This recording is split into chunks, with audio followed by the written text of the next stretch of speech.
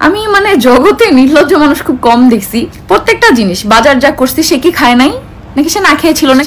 তো আপা আপনি যে এখানে ফুটানি করে গেছেন যে যে দোকানে টাকা পায় তো সেগুলো আপনি পাঠাই দিয়ে না। আখি তার আগের বাসার জামা কাপড় পরায় আখি উত্তর দেয় যে ওই বাসার সবকিছুর ওপরই আমার অধিকার আছে, কারণ সেখানে থাকা অবস্থায় আমি নিজেও ভিডিও বানিয়েছি, ফলে সেগুলোর ওপর আমার অধিকার আছে।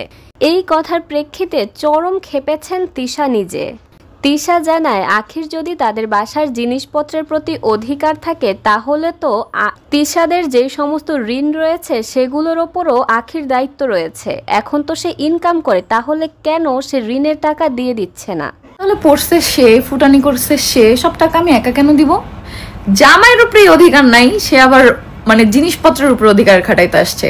তো আপা আপনি যে এখানে ফুটানি করে গেছেন যে যে দোকানে টাকা পায় তো সেগুলো আপনি পাঠাই দিয়েন। আপনি আখি থাকা অবস্থাতেই যেহেতু আহাদ এবং তিশার ঋণ হয়েছে সেহেতু তিশা খুব ক্ষিপ্তভাবে বলে যাচ্ছেন যে আখিকে অবশ্যই খুব শীঘ্রই তাদের সেই ঋণের টাকা পরিশোধ করে দিতে হবে।